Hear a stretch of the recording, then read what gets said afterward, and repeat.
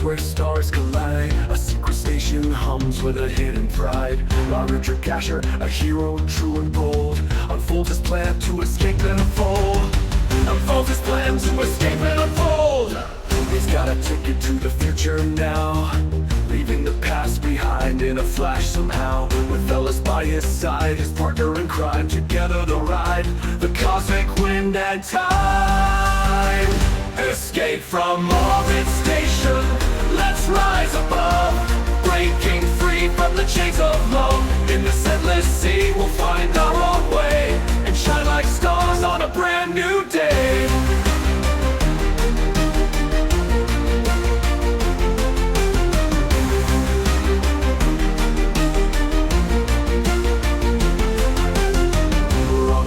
To uncover the truth about the station's secrets and its mysterious youth. Asher's got a clue about the airfield's vigor, a rare and potent stimulant that'll make us stronger. Roderick's got the skills, Alys has the flair.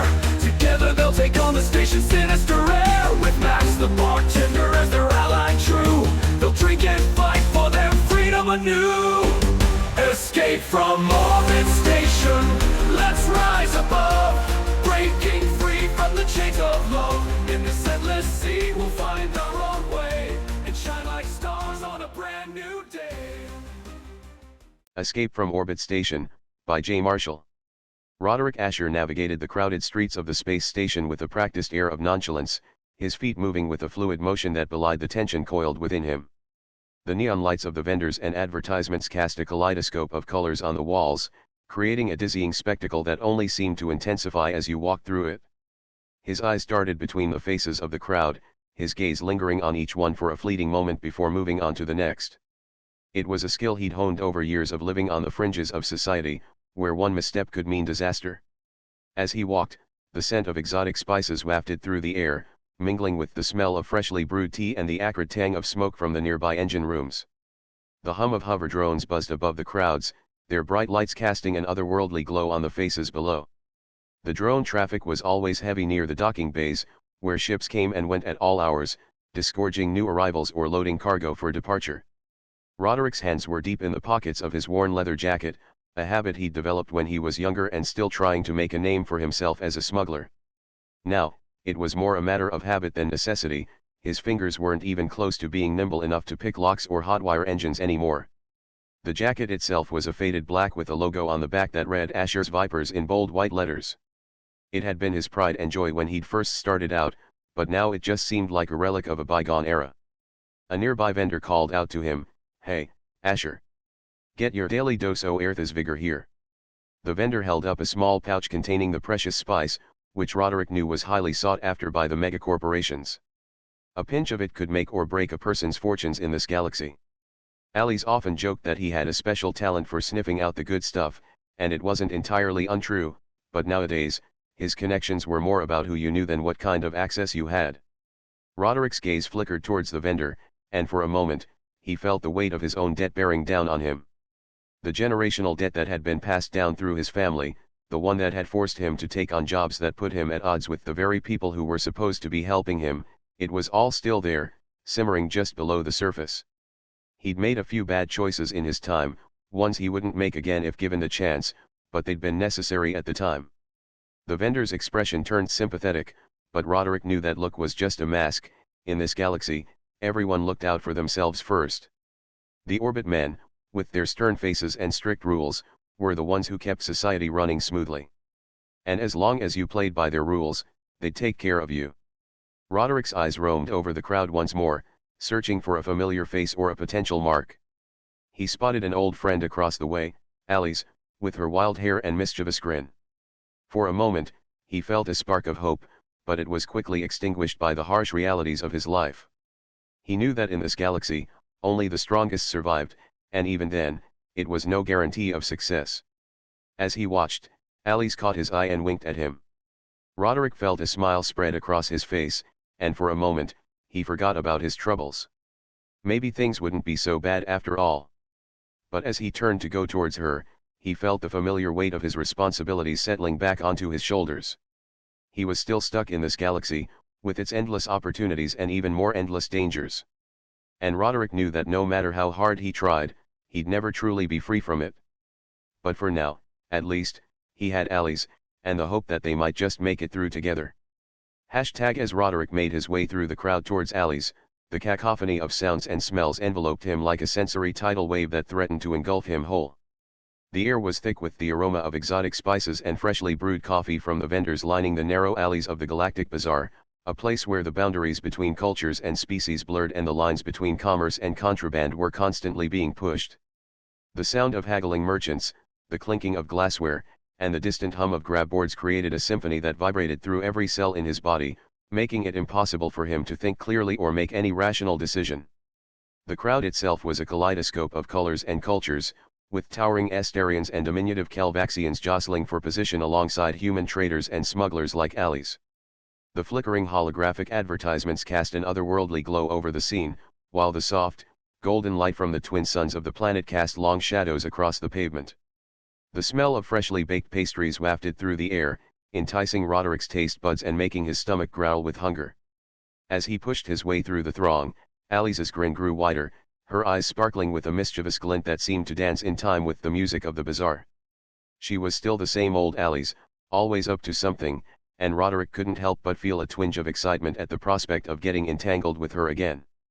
Their vendor friend, a grizzled old smuggler named Asher, called out another attempt at selling Alys some of his precious Earth's vigor, a rare and potent stimulant that was said to grant the consumer temporary boosts in strength, agility, and wit. But Alys simply waved him off with a laugh, her hand flashing a quick signal to Roderick as she beckoned him over. The vendor's stall was a riotous explosion of colors and textures, with rows of gleaming Duraglass vials and intricately woven pouches filled with an assortment of exotic herbs and spices. The air around the stall seemed to vibrate with the hum of 1,000 tiny engines, as if the very fabric of reality had been stretched taut by Asher's cunning salesmanship. Oh, it's been ages. Alys exclaimed, her voice carrying across the crowd like a ray of sunlight piercing through the clouds.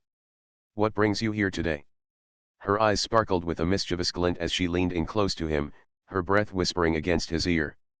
As Roderick slid into the space next to her, he clapped her on the back with a hearty grin, and Asher's eyes sparkled with interest as he sized up his potential customer once more. The crowd around them seemed to grow quieter, as if waiting for them to make their move. Their conversation flowed like a well-rehearsed dance, each step perfectly choreographed by Alys's cunning mind. The air was filled with a sense of anticipation, as if the very fabric of their reality hung in the balance, waiting for them to make the next move. Alys, what you got cooking? Roderick asked, his curiosity piqued despite himself. He knew better than to ask any more questions for now. Alys was a master at keeping secrets until the right moment. Alys leaned in close, her voice taking on a conspiratorial tone. I need someone to help me get something out of the nativity orbit, she said, her eyes sparkling with excitement. Just a little side job, nothing too complicated. Roderick's interest piqued, he leaned back and raised an eyebrow. What kind of something, he asked, his mind racing with possibilities. Alys smiled, her grin growing wider as she replied, oh, just a small package. Nothing to worry about. Her eyes sparkled with mischief as she added, unless you count the potential profits, that is. Roderick's eyes widened in surprise as he realized what Alys was implying. This little side job of hers could be a lucrative venture, one that could set them both up for life. The possibilities were endless, and his mind began to spin with excitement. Okay, I'm in, Roderick said finally, his voice firm and resolute. He knew he had made the right decision.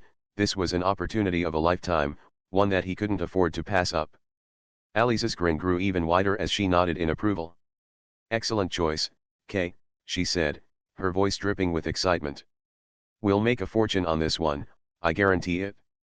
And with that, the music of the bazaar seemed to fade into the background, leaving only the thrumming beat of their hearts and the whispers of fate itself. Roderick slid onto a stool next to Alys, who was nursing a drink at the bar in a dimly lit cantina on the outskirts of the space station.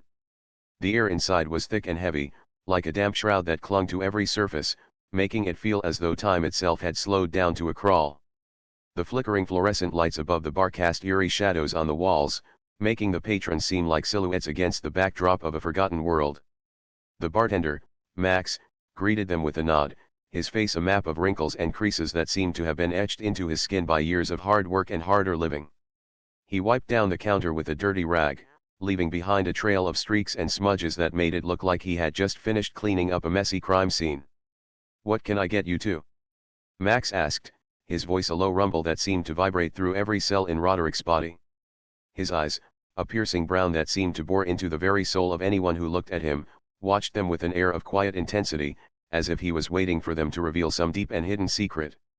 "Just the usual," Roderick replied, signaling for a whiskey.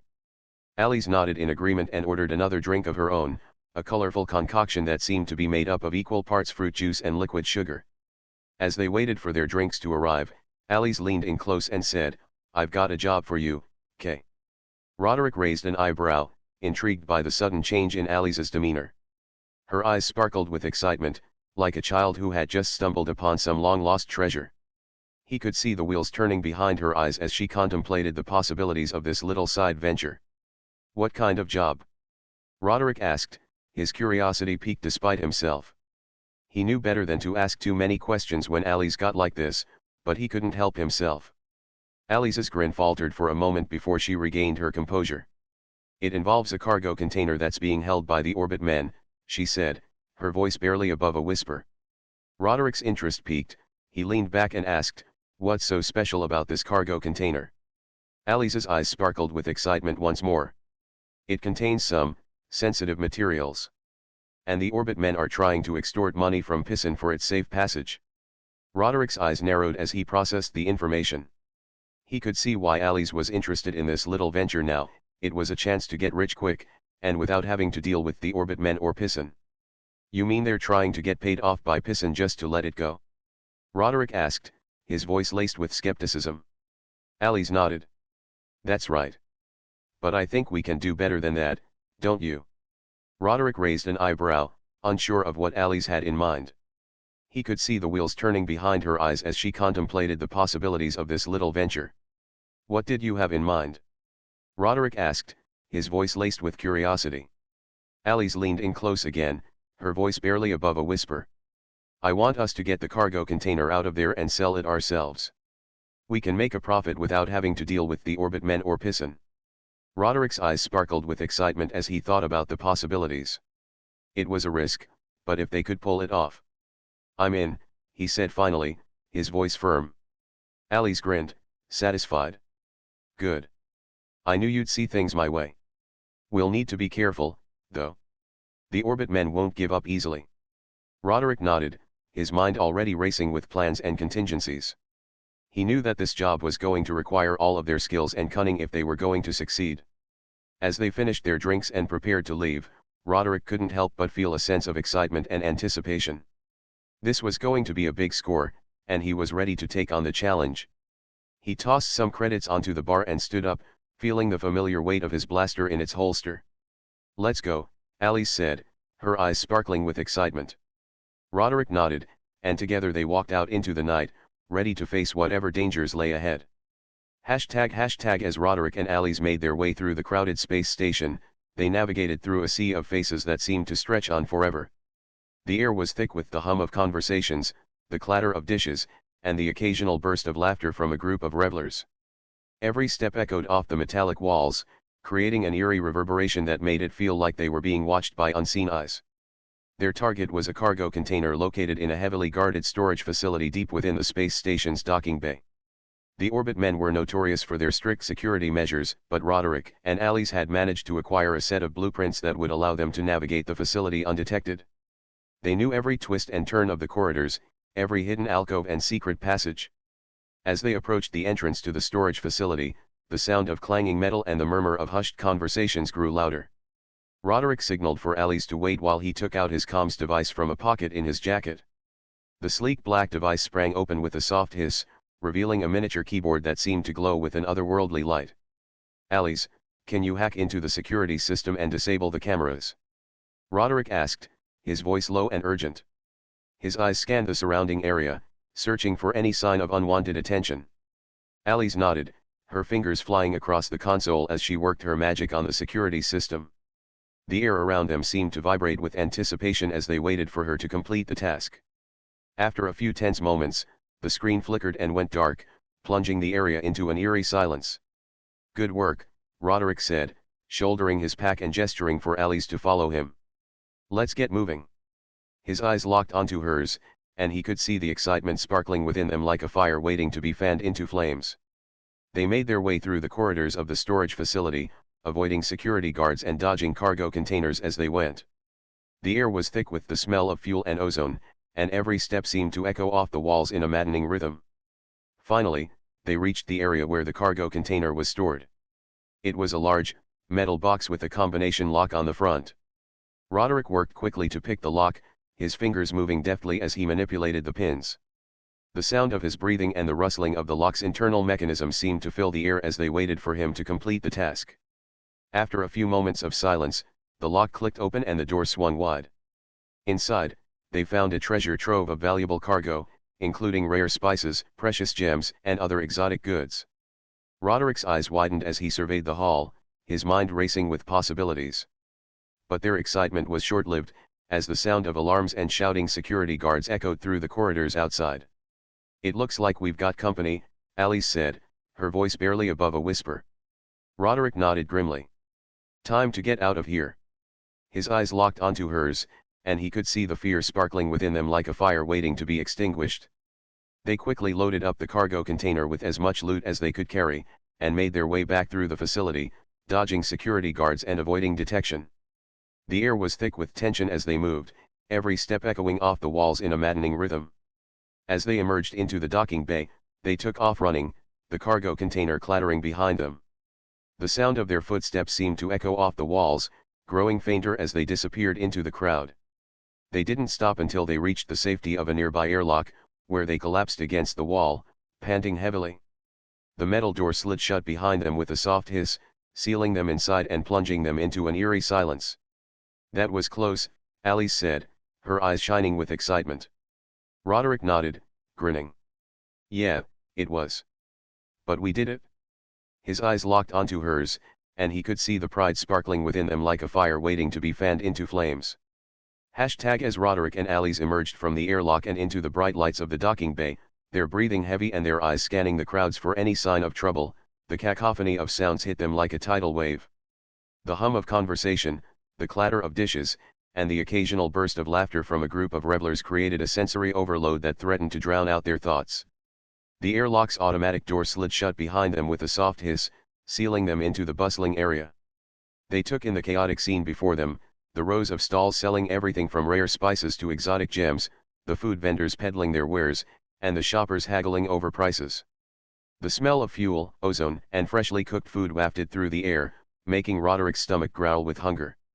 Alys nudged him forward, her eyes scanning the crowd for any sign of trouble. "Let's move," she whispered urgently, her hand instinctively reaching for the comms device in her pocket. The dim light of the docking bay was a welcome respite from the bright lights that seemed to pierce through their retinas like daggers. Roderick nodded grimly and began to weave through the crowds, his eyes scanning the faces for any sign of recognition.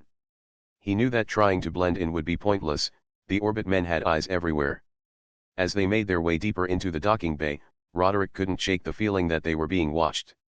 Suddenly, a group of security guards closed in around them, their faces set in stern expressions. Captain Ortega, a towering figure with a cold glint in his eye, stepped forward, his hand resting on the grip of his blaster. "Roderick Asher," he sneered, his voice dripping with malice. The guards closed in, their eyes fixed on Roderick and Alys like predators sensing prey. Roderick knew they had to move fast, one wrong step could mean capture or worse. He whispered urgently to Alys, "Get us out of here. We've got to get rid of them." Alys nodded and began to lead Roderick through the winding corridors of the docking bay, dodging food carts and leaping over obstacles as they went. They moved swiftly, their footsteps echoing off the walls as they tried to put distance between themselves and the security guards. As they turned a corner, Roderick spotted a group of dock workers loading crates onto a transport loader. He grabbed Alys's arm and pulled her towards it. "In there. We can hide among the cargo." Alys nodded and followed him into the chaos of the loading bay. The dock workers barely gave them a second glance as they struggled to load the heavy crates onto the transport loader. Roderick and Alys pushed their way through the crowd, trying to blend in with the dock workers. They managed to slip onto the transport loader just as it was about to depart, leaving Captain Ortega and his security guards stranded on the docking bay floor. The transport loader lurched forward, its engines roaring as it pulled out of the docking bay. Roderick and Alys held their breaths as they watched the chaos behind them, knowing that they had managed to evade capture, for the moment. As they emerged from the docking bay and into the open space of the station's cargo area, Roderick let out a sigh of relief. They had made it this far, but he knew that they couldn't rest on their laurels. They still had to get off the station, and Captain Ortega was likely to be hot on their heels. "Get us moving," Roderick whispered urgently to Alys, his eyes scanning the area for any sign of danger. Alys nodded and began to work on the transport loader's controls. She quickly accessed the navigation system and set a course for the station's perimeter. As they hurtled through the cargo area, Roderick couldn't shake the feeling that they were being watched. He glanced around nervously, his heart pounding in his chest. But Alys seemed to sense no danger. She worked calmly, her fingers flying across the controls as she navigated the transport loader towards their destination. Finally, after what felt like an eternity, the transport loader emerged from the cargo area and into the open space of the station's exterior. Roderick let out a sigh of relief as they finally broke free from the chaos of the station.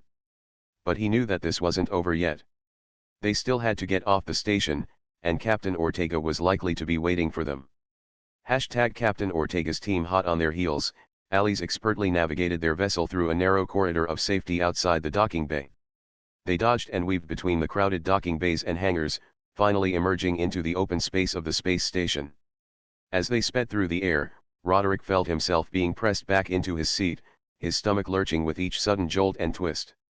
Alys worked the solar sail, a thin membrane coated with photovoltaic cells that harnessed the energy from the sun and converted it into thrust. The sail unfolded like a giant butterfly, its delicate wings beating in sync with the plasma thrusters as they both worked together to create an escape trajectory. Outside their windows, Captain Ortega's team gave chase through the crowded docking bay, a squadron of heavily armed security vessels hot on their heels. But Alys was determined to shake them off their tail. The sun beat down on the vast expanse of space as Captain Ortega's ship, the Vigilant Chico 34, gave chase to the fleeing vessel, the Space Sprytek. The Space Sprytek had taken advantage of its superior speed and maneuverability to escape from the space station, but Captain Ortega was determined to bring it back. "Alter course, Mr. Finley," he bellowed to his first mate. "We'll try to intercept her at the 270-degree mark." The Vigilant Chico 34's sails billowed in the solar wind as it changed direction, its hull shuddering slightly with the sudden turn. The Space Sprytek was still ahead, but Captain Ortega knew that he had a good chance of catching up. "Signal the other ships to give chase," he ordered. "We'll need all hands on deck to bring her back." The Vigilant Chico 34's crew scrambled to respond, their voices carrying out across the open space as they coordinated with the other ships in pursuit. The Space Sprytek was now just a few hundred kilometers away, its sails straining against the solar wind. Captain Ortega knew that he had to be clever if he was to catch his quarry. He ordered Mr. Finley to take the Vigilant Chico 34 on a course to try and get ahead of the Space Sprytek, using the Ionic sails power source to boost their speed. As they approached the Space Sprytek, Captain Ortega spotted an opportunity. "Take us in close, Mr. Finley," he said quietly. "We'll use the wind to our advantage." The Vigilant Chico 34 surged forward, its sails filling with the solar wind as it closed in on the Space Sprytek.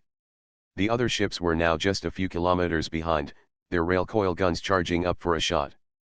But Captain Ortega was not going to let them get the best of him. He ordered Mr. Finley to take evasive action, using the Vigilant Chico 34's agility and quick reflexes to avoid the incoming fire. The Space Sprytek took advantage of the distraction to make a break for it, but Captain Ortega knew that he had one last trick up his sleeve. "Signal the Meteor to give chase," he ordered. The asteroid ship emerged from its hiding place, its sails billowing in the solar wind as it hurtled towards the Space Sprytek. The chase was on once again, with the Vigilant Chico 34 and its crew doing everything they could to bring the Space Sprytek back. As they sped through space, Captain Ortega knew that he had a good chance of catching his quarry. He just hoped that they would be able to bring it in before it was too late. As Alys reached the string drive activation point, she engaged the string drive, a blinding flash of light enveloping the ship as they pierced through the quantum string like a needle through fabric. "It's going to take weeks," Alys said calmly, her voice steady despite the tension in her eyes. "We'll emerge on the other side of the galaxy." Roderick nodded, his mind reeling with the implications. They would be crossing vast distances through the quantum string, a journey that would take months to complete. As they continued on their course, piercing through the quantum string like a needle through fabric, Roderick felt a sense of awe at the sheer power and complexity of the technology. He knew that they were taking a risk by engaging the string drive, but he also knew that it was their only hope for escape. The hours ticked by, each one an eternity as they waited for the journey to end. Finally, after weeks of travel, the ship began to slow down. Alys gave the order to disengage the string drive, and the blinding light faded away. As the ship emerged from string drive, the stars outside their windows twinkled like diamonds against the inky blackness of space. The gentle hum of the engines died down, and a sense of calm washed over Roderick, a welcome respite from the high-speed chase through the space station. As the ship emerged from the quantum string, Roderick felt a sense of relief wash over him. They had made it through the treacherous journey, but at what cost? He glanced around the bridge, taking in the battered and bruised ship. "We're not out of this yet," Alys said grimly. "We've got to navigate through hostile territory, avoid enemy ships and patrols." Roderick nodded, his mind racing with the challenges ahead. But for now, he was just grateful to be alive. They had faced the unknown, and they had come out on top. But as he looked around at the battered ship, he knew that this journey was far from over. The real challenge lay ahead, in the uncharted territories of the galaxy. Alys smiled at him as she worked on shutting down the engines, her eyes sparkling with amusement. "Welcome back to normal space," she said, her voice husky from disuse. The words were a gentle joke, one that only made sense if you'd been stuck in string drive for an extended period. Roderick nodded, still feeling a bit shaken from their harrowing escape. He gazed out the window, watching as the stars resolved into individual points of light. It was almost surreal, like witnessing a dream world come to life. The vast expanse of space stretched out before them, a seemingly endless canvas of possibility and danger. "You know," Alys said, her voice serious, "we're not out of this yet." Her words were laced with a sense of inevitability, as if the very fabric of their reality was conspiring against them. "We still have to navigate through hostile territory, avoid enemy ships and patrols." Roderick's gaze snapped back to hers, his mind racing with the implications. He knew that Alys was right, they'd faced a formidable foe in Captain Ortega's team, and it wouldn't be long before they were forced to confront their next challenge. As he looked around at the battered ship, Roderick couldn't help but feel a sense of unease. They'd been lucky to get out alive, and he knew that this journey was far from over. The real challenge lay ahead, in the uncharted territories of the galaxy. "The orbit men," Alys said, her voice barely above a whisper, "they're like the granite columns that hold up the weight of history." Her eyes seemed to glaze over as she spoke, lost in thought. "They're sturdy, dependable, and will stop at nothing to uphold their duty." Roderick's mind struggled to comprehend the comparison, but Alys continued. "Imagine a fleet of ships, each one a perfect replica of the last, with crewmen who march in lockstep like soldiers on parade." Her voice was hypnotic, drawing him into her world of metaphor and analogy. "They're not just machines," she said, her eyes snapping back to his, "they're living, breathing entities that thrive on discipline and duty. They'll follow orders without question, even if it means sacrificing their own lives." Roderick felt a shiver run down his spine as he grasped the extent of their situation. The orbit men were not just a group of ruthless individuals, they were an institution, one that had been built on the principles of loyalty and duty. "And because we're living with this generational debt," Alys said, her voice soft but urgent, "we have to take risks that our ancestors never would have dreamed of taking. We're like pioneers in a new frontier, except instead of land and resources, we're fighting for scraps of information and supplies." Roderick felt a sense of trepidation as he realized the true extent of their struggle. They were not just fighting for themselves, they were fighting for the future of humanity itself. "What do we do now?" Roderick asked, his voice barely above a whisper. He knew that Alys had an answer, one that would guide them through this treacherous landscape and into a brighter future. Alys's eyes locked onto his, her expression fierce and resolute. "We keep flying," she said, her voice like steel. "We'll keep pushing forward, no matter what dangers lie ahead." And with that, Roderick felt a spark of determination ignite within him. They would face whatever challenges lay before them, together, as a team, and as one people united against the generational debt that threatened to consume them all. As they sat in silence, the ship's engines humming softly, Roderick couldn't help but feel a sense of awe at the vast expanse of space stretching out before them. The stars twinkled like diamonds, a reminder of the infinite possibilities that lay ahead, and the orbit men loomed like granite columns, waiting to be confronted. The silence was broken only by the sound of Alys's voice, soft but urgent. "We'll face whatever comes next," she said, her eyes locked onto his. "Together." And with that, Roderick felt a sense of hope ignite within him. They would face whatever challenges lay ahead, together, as a team, and as one people united against the generational debt that threatened to consume them all. The stars outside their windows seemed to shine brighter, like beacons guiding them through the darkness. The ship's engines hummed softly, a reminder of the power and potential that lay within them. And Alys's voice was like steel, a promise of determination and courage in the face of adversity. He knew that Alys was right. They'd faced a formidable foe in Captain Ortega's team, and it wouldn't be long before they were forced to confront their next challenge. As he looked around at the battered ship, Roderick couldn't help but feel a sense of unease. They'd been lucky to get out alive, and he knew that this journey was far from over. The real challenge lay ahead, in the uncharted territories of the galaxy. "The orbit men," Alys said, her voice barely above a whisper, "they're like the granite columns that hold up the weight of history." Her eyes seemed to glaze over as she spoke, lost in thought. "They're sturdy, dependable, and will stop at nothing to uphold their duty." Roderick's mind struggled to comprehend the comparison, but Alys continued. "Imagine a fleet of ships, each one a perfect replica of the last, with crewmen who march in lockstep like soldiers on parade." Her voice was hypnotic, drawing him into her world of metaphor and analogy. "They're not just machines," she said, her eyes snapping back to his. "They're living, breathing entities that thrive on discipline and duty. They'll follow orders without question, even if it means sacrificing their own lives." Roderick felt a shiver run down his spine, as he grasped the extent of their situation. The orbit men were not just a group of ruthless individuals, they were an institution, one that had been built on the principles of loyalty and duty. "And because we're living with this generational debt," Alys said, her voice soft but urgent, "we have to take risks that our ancestors never would have dreamed of taking. We're like pioneers in a new frontier, except instead of land and resources, we're fighting for scraps of information and supplies." Roderick felt a sense of trepidation, as he realized the true extent of their struggle. They were not just fighting for themselves, they were fighting for the future of humanity itself. "What do we do now?" Roderick asked, his voice barely above a whisper. He knew that Alys had an answer, one that would guide them through this treacherous landscape and into a brighter future. Alys's eyes locked onto his, her expression fierce and resolute. "We keep flying," she said, her voice like steel. "We'll keep pushing forward, no matter what dangers lie ahead."